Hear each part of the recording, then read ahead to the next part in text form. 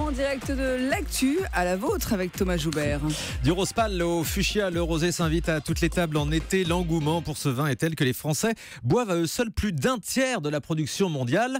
Bon, certains plus que d'autres. Selon une étude de Vinexpo, les Français, écoutez bien, en ont bu 76,8 millions de caisses en 2014, ce qui représente 30% du marché du vin.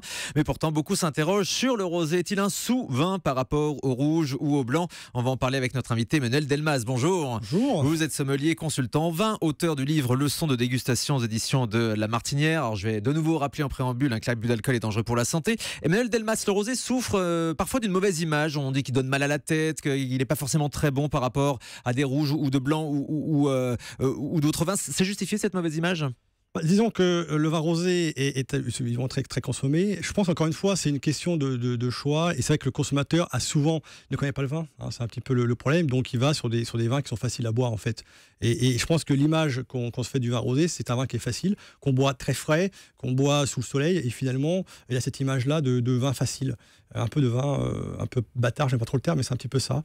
Ce qui est dommage parce que c'est pas toujours le cas. Oui, c'est pas un sous-vin en fait. De tout. C'est un vin comme les autres. Et je pense que pour un vigneron, et quand vous parlez des vignerons très sérieux, qui sont pointus, qui sont vraiment des vrais amoureux de leur terre, parce que moi je parle souvent de vignerons jardiniers de la vigne, hein, c'est eux qu'il faut vraiment mettre en avant, c'est à peu près 15-20% des vignerons, qui vont plus loin que les autres forcément. Ils vont vous dire que le vin rosé, paradoxalement, c'est peut-être le vin le plus compliqué à élaborer, parce qu'il faut qu'il soit parfaitement équilibré entre les arômes, entre la complexité aromatique, le gras. Et puis il faut s'y rappeler, parce que certains confondent, le rosé c'est pas du tout un mélange de rouge et de blanc. Non, du tout. Pas sur sur les vins rosés, tranquilles. On est sur des vins qui sont issus souvent de raisins noirs. Et en fait, le consommateur qui ne connaît rien part sur la facilité en disant « moi, je veux un vin qui soit léger ». J'imagine qu'un vin rosé léger, forcément très clair en couleur. Et on remarquera que sur les linéaires de grande surface, malheureusement, puisque c'est là que le consommateur lambda achète le vin, forcément, il va plutôt aller sur des vins qui ont une couleur très claire. Donc forcément, c'est plus léger, mais malheureusement, ce sont des vins qui n'ont tellement peu de personnalité, de caractère, que pour eux, peut-être que le consommateur, il dit, c'est peut-être vers ces vins-là les plus faciles, un peu simplistes, sur lesquels je vais me diriger. Alors, comment bien choisir son rosé, justement, quand on est dans les linéaires des supermarchés? Ils sont bons, quand même, ces vins dans les supermarchés? C'est forcément beaucoup plus compliqué de trouver un bon vin en surface que de trouver chez un vrai caviste de proximité. Alors, quand je parle de caviste de proximité, on écartera évidemment les franchisés comme Nicolas, puisque Nicolas n'est pas forcément beaucoup mieux qu'une grande surface à des prix plus chers, soyons clairs. Ah bon? Donc, c'est vrai. Mais oui, ça surprend. C'est pour ça que, oui, je vais chez Nicolas, pourquoi pas, mais n'oubliez pas qu'il y a des vrais cavistes de proximité qui, eux, créent du lien, qui en plus font. C'est pas que Nicolas, il y a d'autres chaînes aussi qui existent. Voilà, aussi qui sont plus petits, donc du coup ils ont une sélection un peu plus pointue, qui ont accès à des vignerons justement qui font pas beaucoup de volume. Le jardinier, forcément, il a 10 hectares, 15 hectares. Plus. Et forcément, je pense que si vous allez en surface, le choix est immense, mais quand on n'y connaît rien, comment on fait pour choisir le prix? On achète plutôt un prix qu'un vin au hasard, parce que l'étiquette est jolie, c'est un peu risqué quand même. Mais alors comment bien choisir le rosé? Je pense qu'il faut se faire conseiller tout simplement. Donc déjà, pousser les portes d'un caviste qui sera là pour vous conseiller, vous poser les bonnes questions, quel type de vin vous aimez, et qui saura vous orienter sur des vins peut-être qui ont plus de sens, plus de fond que classiquement ce qu'on peut retrouver. On le prend de quelle région? Alors évidemment, la Provence, c'est peut-être celui qui propose peut-être le plus de vin rosé. Alors moi, j'aime beaucoup le vin de Provence, mais encore une fois, il faut vraiment bien choisir. Des appellations comme le Coteau d'Aix, par exemple, je pars du principe que le vin, qu'il soit blanc, rouge ou rosé, est très bon dès l'instant où en fait il souffle le chaud, le froid. C'est-à-dire qu'il y a des vins, souvent, c'est une région aussi chaude, il faut quand même des vins qui aient de la fraîcheur, de l'élégance. La fraîcheur, on peut l'avoir par la proximité du vent, par exemple le Mistral qui souffle à côté, par l'altitude. On perd, par exemple, 0,6 degrés tous les 100 mètres. Donc on a des vignes qui sont à 400 mètres. On a du coup des raisins qui sont plus fins, plus élégants, qui ont souvent une meilleure maturité si on la pousse au bout. Donc, Coteau d'Aix, pourquoi pas.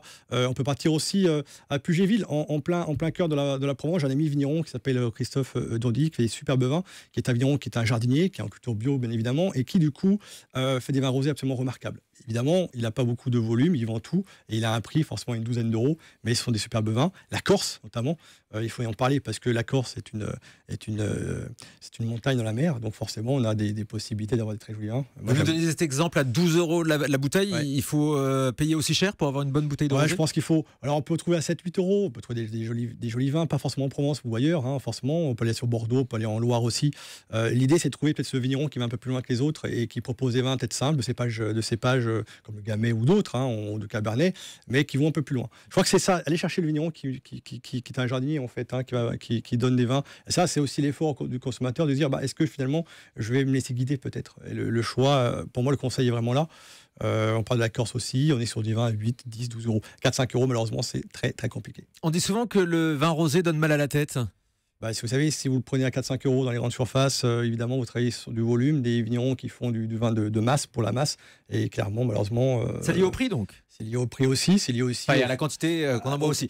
Et au travail des vignes aussi. Le travail des vignes, c'est vrai que si vous avez des vignes qui sont pourries par les produits chimiques, vous mettez du sulfite forcément à fond, vous en buvez 3-4 verres, forcément, vous avez un problème. Donc logiquement, il faut en parler de ça aussi. Mais c'est parce qu'il y a plus de sulfite que dans les autres vins, c'est ça qui donne mal à la tête? Je ne sais pas si c'est ça, mais je pense que, encore une fois, quand vous avez des raisins qui ne sont pas très mûrs, que du coup, il faut rectifier, vous allez toutes les carences du travail à la vigne, en fait, vous allez le contrecarrer. Au chai, il y a forcément des choses qui ne sont pas très, très, très nettes. Et ça, on le sent, nous, à la dégustation. Et le consommateur lambda ne se rend compte qu'après, en fait, qu'il y a peut-être un petit souci. Il y a quelque chose de très tendance cet été, c'est le rosé pamplemousse. Alors, rien que de voir votre tête, je sais ce que vous en pensez. Vous savez, on parle d'ersatz de vin, on parle de vin. Enfin, qu'est-ce que vous croyez qu'on met comme vin à la base? On est sur des vins complètement trafiqués, entre guillemets. C'est des jus des fonds de cuve qui valent rien. La piquette. La picrate, complètement. Donc forcément, on va rajouter, aromatiser tout ça pour le vendre à 4-5 euros. Vous imaginez un peu la culbute que c'est. Et puis après, si le consommateur il est content avec ça, tant mieux pour lui. Mais je me dis quand même que on dit souvent c'est le plaisir qui doit amener. Je pense que quand le consommateur est figé, c'est dommage. Et je pense pas que le consommateur qui boive ces rosés pamplemousse vont un jour se diriger vers le vin. J'y crois pas moi, ça, c'est dommage. Ouais, c'est pas des amateurs de vin, non, effectivement. du tout. Merci beaucoup d'avoir été avec nous, Emmanuel Delvas. Je rappelle que vous êtes sommelier, auteur du livre Leçons de dégustation aux éditions de La Martinière et consultant en vin. Merci beaucoup de nous avoir donné ces quelques conseils.